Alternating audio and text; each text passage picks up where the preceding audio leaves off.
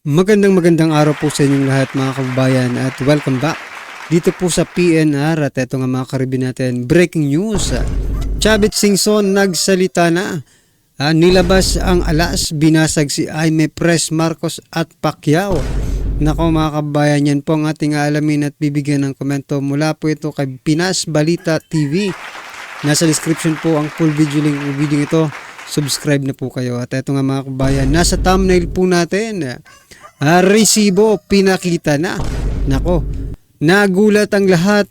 Erwin, ito sa Erwin Tulfo ito mga kababayan. Erwin nagbalita. Siya po ang nagbalita mga kababayan ng mga accomplishment ni dating Pangulong Duterte, yung tinatawag nating Duterte Legacy. Pero bakit ngayon ay parang tahimik siya dito sa mga pang-aangkin, no? Pagki-credit grabbing, no? Nitong administrasyong ito. Dito sa mga naging project, no? Mga big ticket project ng ating former President Duterte. So yan mga kabayan, isa po yun sa pag-uusapan natin at ito pa. Si Soljen Guevara mga kabayan, nako. Eto, mayroon po siyang statement at atin pong bigyan ng komento mamaya, no, mga kabayan. At eto na nga, simulan po natin dito kay Representative Erwin Tulfo na kung saan, eto, siya mismo mga kabayan ang nagbalita. Siya mismo ang nagbalita ng mga nagawa ni PRRD. Eto mga kabayan, butatain at pakinggan po natin itong balita, no, ni Erwin Tulfo. Ito na po. Sa Lunes na ang huling SONA o State of the Nation address ni Pangulong Duterte at halos wala na itong isang taon sa pwesto. Pero tiyak na raw na magmamarka at babandera ang Build, Build, Build program ng kanyang administrasyon. Yan ang tututukan natin dito lamang sa Tutok Erwin Tulfo Weekend Edition.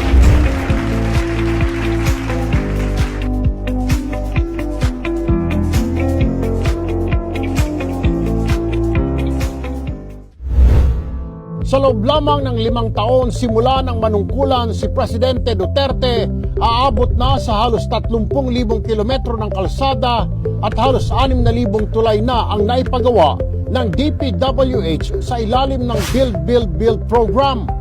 Aabot naman sa mahigit 200 airport at halos 500 seaport projects ang natapos ng DOTR. Simula 2016 hanggang sa kasalukuyan, nakapagtapos na ang Department of Transportation at ang TPA ng 451 seaport projects. Malaki at maliit ito. Ang pinagmamalaki natin dyan, unang-una yung ating yung bagong passenger terminal building sa Cagayan de Oro, na kung saan ito ay magagamit ng 3,000 pasahero at any given time. Sa mga riles at tren naman, meron ng DOTR na 6 na naglalakihang proyekto. Ito po clearly is Duterte legacy. Kasi pagka nakita nyo po ito, it has not happened before. Because of Build, Build, Build, Filipinos now spend less time in the road and more time with their families. And I think that's something that we should all be proud of. Nariyan ang subway na kauna-unahan sa bansa. Ang itinuturing na pinakamalaking proyekto ay ang North to South Commuter Rail na magdudugtong sa Central Luzon at Calabarzon. May habang 148 kilometers. Meron itong 35 istasyon mula sa Clark, Pampanga. So yan mga kabayan, bakit ko ba ipinapakita ito, no, mga karibin natin? Bukod sa gusto kong butatain dito si Representative Erwin Tulfo, no, dahil sa nakikita niya nga po, or siya mismo ang nagbalita ng mga Duterte legacy, tapos ngayon parang nagbubulag-bulagan, nagbibingi-bingihan sa administrasyon ng ito. Sa bagay mga kabayan, ikaw ba naman palaging kasama ni Speaker, di magbubulag-bulagan ka talaga. Well anyway, isa pa po sa rason ng kung bakit ko po pinakita ito, kasi mga kabayan, gusto ko pong ipaalam, no, sa lahat na sa kabila po ng paninira, no, ng iba't ibang government resources dito sa mga Duterte, no, sa kabila po nun, parang gusto nilang kalimutan natin itong mga nagawa. Bukod sa war on drugs na marami po ang naging masaya, na marami po ang natuwa sa war on drugs. Bukod po dun, ito po ang Duterte legacy na wherein napapakinabangan po ng taong bayan at gusto yatang makalimutan agad natin na ito yung mga nagawa ni dating Pangulong Duterte. Kasi nga po, natatahuban po ng mga paninira, no?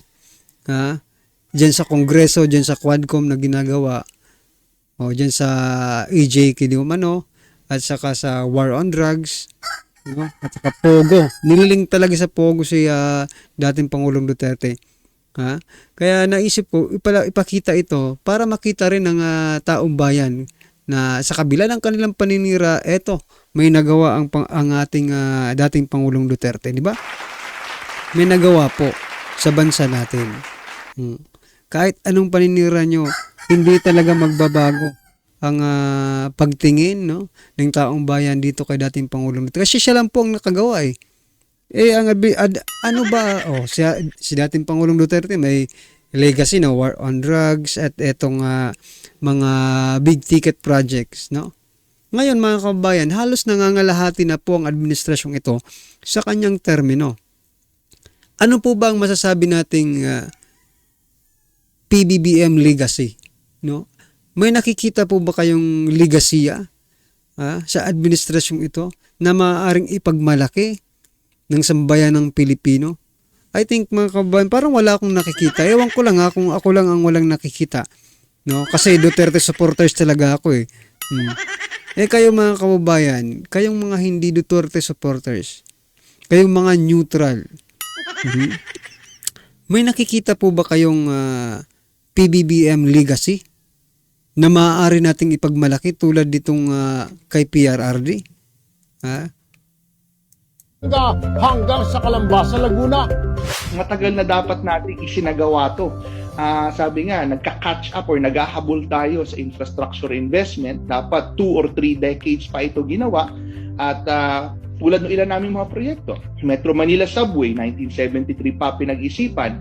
Itong PNR Clark natin, 1993 pa dapat. Itong Common Station natin, 2007 pa. LRT1 Cavite Extension, 2000. MRT7, 2001. So kung titignan mo, talagang it's high time at talagang kailangan na ng mga tao natin. Tuloy-tuloy din daw ang rehabilitasyon sa mga tren. Kung dati ay mahigit 70 kilometers lamang ang release ng tren, sa panahon ni Duterte, mahigit 1,000 kilometro na ang haba ng mga riles. Mula rin sa 61 train stations noong 2016, ngayon ay meron ng 168 na istasyon ng tren. Ang isa sa mahalagang nagawa ng administrasyon ito ay yung masigurado na may pondo na. May pondo na ang lahat ng mga proyekto natin sa riles. Nagtapos tayo ng 2020, so as of December 2020 ay meron tayong 1.7. So yan mga kabayan, may pondo na po yan, no? Hindi pwedeng hindi matapos yan. Kaso nga lang mga karibyo natin, no? Yung mga na-stop, no, na mga big ticket project ng dating Pangulong Duterte, no, yung pondo po ay nilagay po sa unprogrammed funds, project or funds ba yun, no? Unprogrammed funds mga kabayan. Kaya, yan, na-stop. Pero, mga kabayan, narinig nyo po na may pondo na po yan. Sana, pag ano na lang, trabaho na lang talaga mga kabayan ang kulang dyan. Kaso nga lang, inilagay po sa unprogrammed funds, no? Kaya, wala tayong magagawa. Stop to. Trillion. Double time at halos 24 oras na raw ang trabaho sa lahat ng proyekto ng Build.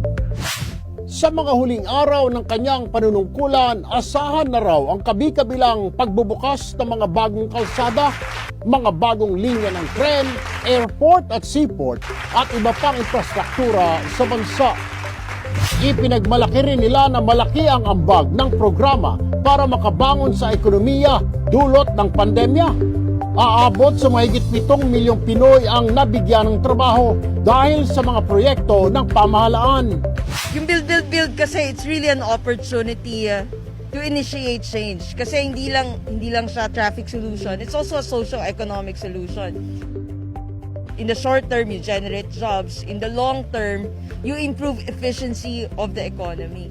Kaya naman, hindi raw may tatanggi na ang Build, Build, Build ang isa lamang sa maraming legacy na iiwan ng Pangulo.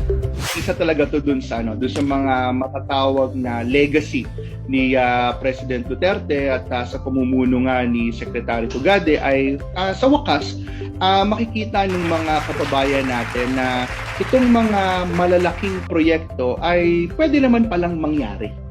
Kami po So yan mga kababayan, posible naman pala kung walang korupsyon, no?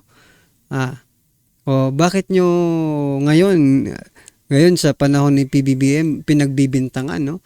Itong si dating Pangulong Duterte na kurap, no?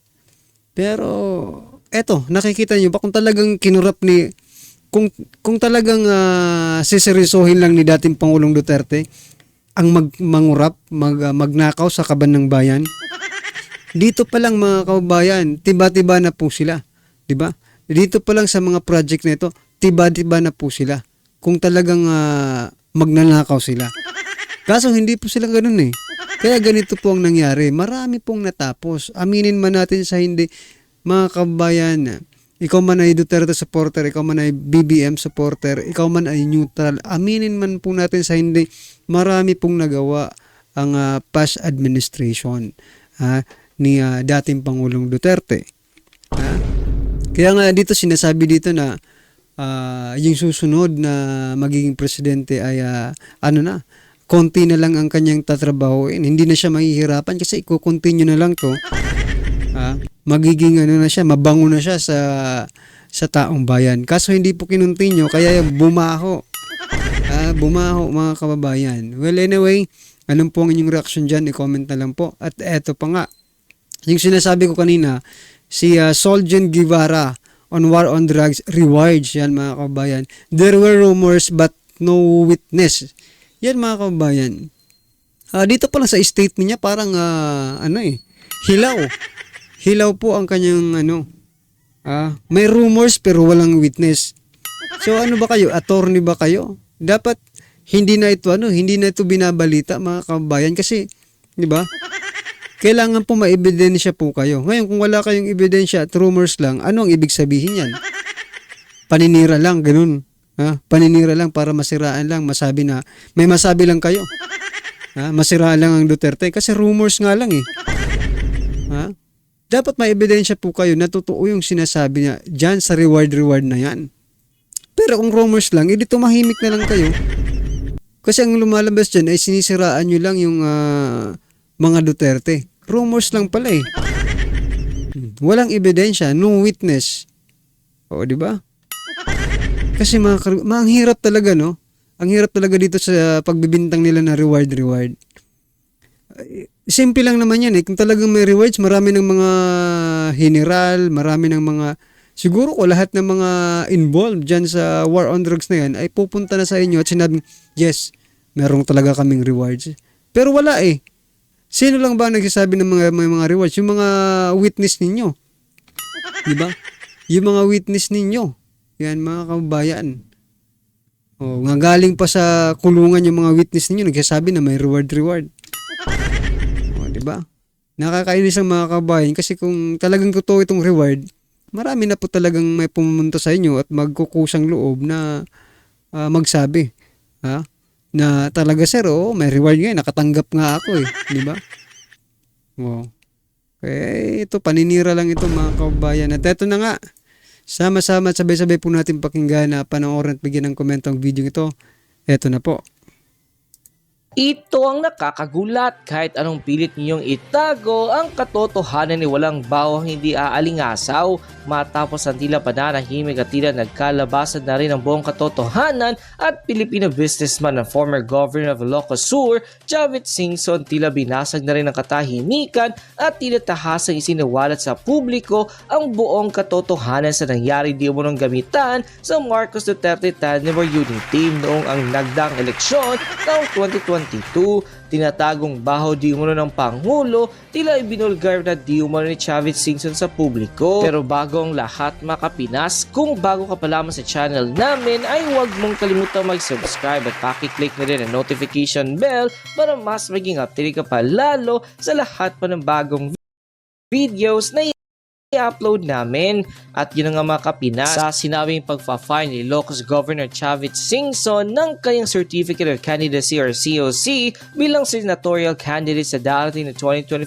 midterm election ay tila hindi inaasahan na marami sa ating mga kababayan, lalong-lalo na ng kasalukuyang Pangulo ngayon ng Republika ng Pilipinas sa walang iba kundi si Pangulong Bongbong Marcos Jr. naging pahayag ng senatorial aspirant at former governor ng Ilocos Sur na si Chavit Singson, matapos tila isiniwalat dito sa publiko na tila hindi mananalo si Pangulong Bongbong Marcos Jr. kung tumakbong Pangulo ang noong Davao City Mayor na si Sara Duterte. At sinabi din mismo ni Chavit Singson sa publiko na siya ang nag-udyo kay Pangulong Bongbong Marcos Jr. tumakbo sa pagkapangulo, ngunit kung tatakbo daw si Sara Duterte sa parehong posisyon ang noong Mayor ng Davao City, kailangan din mo ni Pangulong Bongbong Marcos Jr. na bumaba dahil nga sa sobrang lakas noon ni Mayor ng Davao City na si Sara Duterte sa taong 2022. Sa nangyaring pahayag ay tila inamin na nito ang nangyari noong 2022 national election na tinulungan pala nito si Pangulong Bongbong Marcos Jr.